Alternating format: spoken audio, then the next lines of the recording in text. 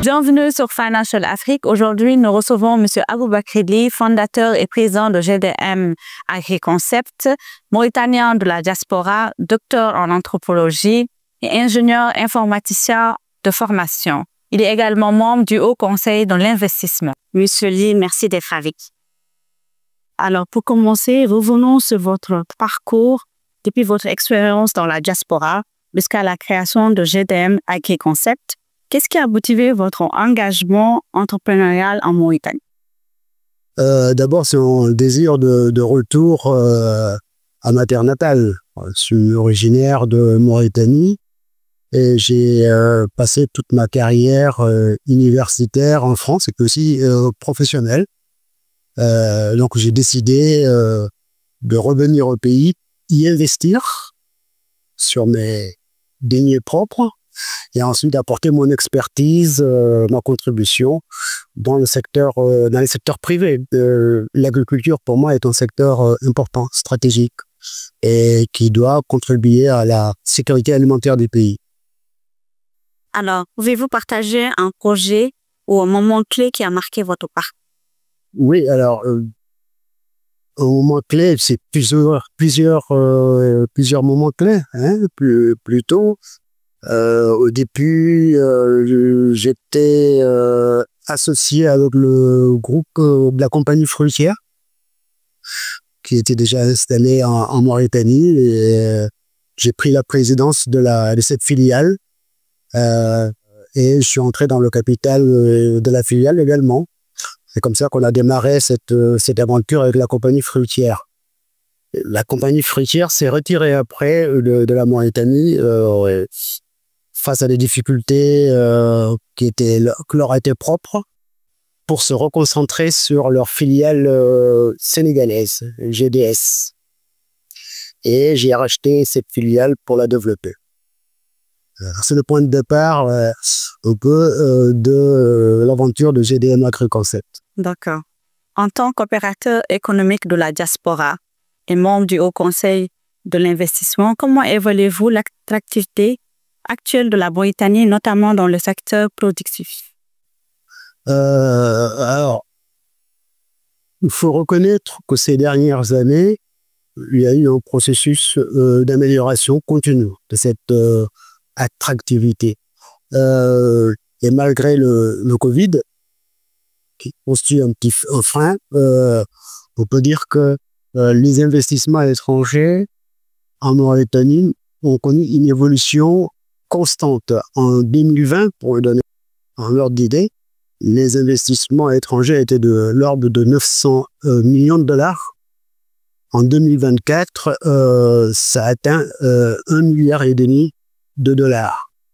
Alors évidemment, cet investissement, cette performance, disons, est portée par les secteurs extractifs. D'où d'ailleurs une des priorités du gouvernement, des orientations stratégiques, c'est la diversification de ces secteurs productifs. En clair, il faut continuer à augmenter les investissements étrangers, mais essayer de les flécher également vers des secteurs comme l'agriculture, qui sont des secteurs stratégiques, hein, en matière, comme je le disais tout à l'heure, en matière de sécurité alimentaire et en matière d'autosuffisance. Alors, selon vous, quelles réformes ou actions concrètes permettraient d'accélérer l'investissement privé, notamment celui de la diaspora? Alors, c'est pas une action, c'est un ensemble d'actions. Ces engagements doivent être autant portés par le gouvernement que par les entrepreneurs. Le gouvernement, je constate qu'il y a une accélération de la réforme propre à améliorer cette attractivité. C'est porté par les réformes récentes de la PIM et également d'autres actions en cours. Et globalement, il faudrait arriver à améliorer le contenu local. C'est un des éléments. La formation, le renforcement des compétences cette diversification dont vous parlez, l'action de la diaspora s'inscrit là-dedans. Alors, on parle d'investissement. Évidemment, aujourd'hui, l'épargne de la diaspora peut apporter une contribution substantielle, mais surtout l'expérience aussi, l'expertise dont la diaspora est porteuse. Alors, c'est en tant que membre du Conseil supérieur à l'investissement en Mauritanie, je constate que depuis quelques années, il y a vraiment une amélioration continue, il y a une accélération des réformes nécessaires pour améliorer le climat des affaires, pour améliorer la performance et flécher ces investissements davantage vers des secteurs stratégiques, de manière à ce qu'il y ait une mise à niveau, que les politiques publiques et les investissements privés aillent dans le bon sens.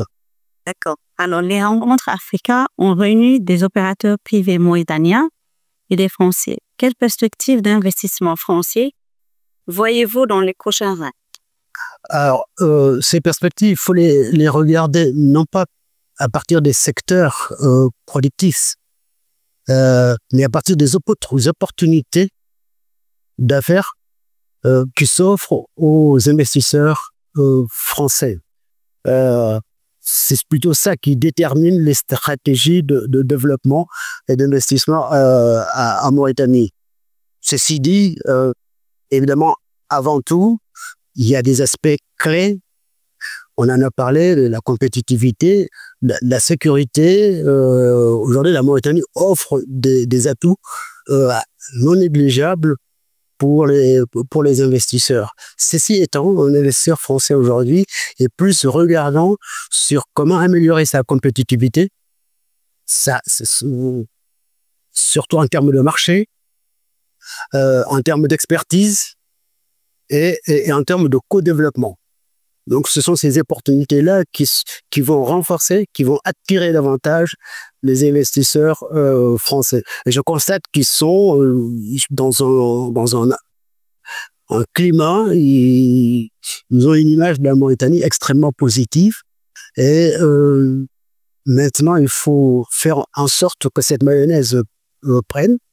Et je pense beaucoup à un élément, le rapprochement des entrepreneurs français avec des entrepreneurs mauritaniens. C'est pas qu'un problème d'accès au capital, mais également un problème d'expertise. Voilà.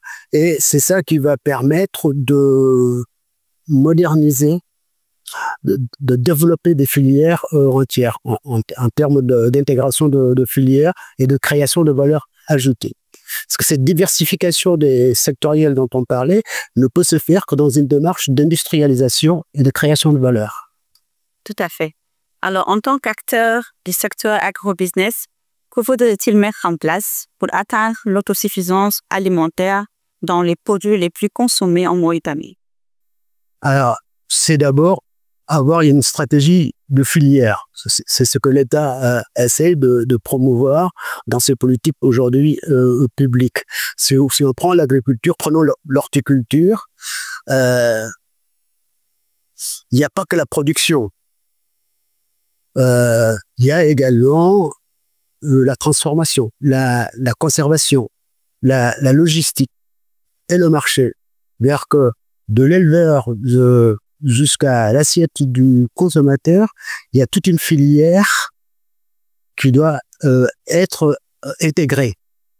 Sinon, la moitié de la production se perd ou n'arrive pas au bon moment sur le marché. Il y a une saison par laquelle c'est disponible, mais ensuite, il faut importer ces produits. Donc, je dirais, c'est l'intégration des filières, de la production jusqu'à la consommation.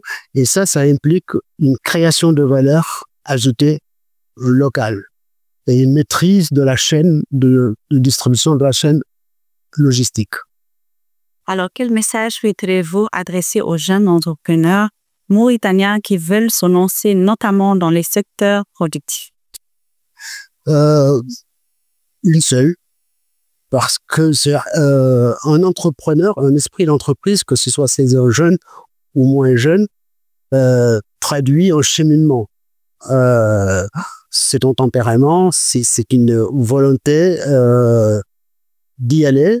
Et les jeunes entrepreneurs mauritaniens que je vois, que je côtoie, ils remplissent toutes ces cases. Ils sont pleins d'énergie. Et si je dois leur donner un conseil, c'est plutôt sur une forme de culture d'entreprise.